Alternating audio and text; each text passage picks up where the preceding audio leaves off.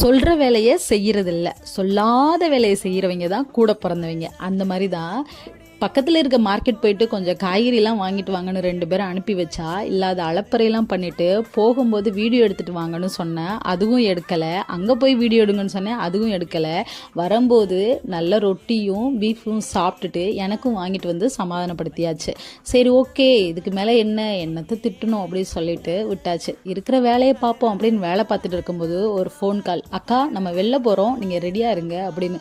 இது என்னடா திடீர்னு ஃபோன் கால் வந்து இப்படி சொல்கிறாளே அப்படின்னு பார்த்தா, ஆமாம் போகிறோம். சரி, எனக்கு ஒர்க் இருக்குது, முடிச்சுட்டு போகலாமா அப்படின்னு கேட்டேன். எப்போனாலும் ஓகேக்கா அப்படின்னு சொல்லிட்டா.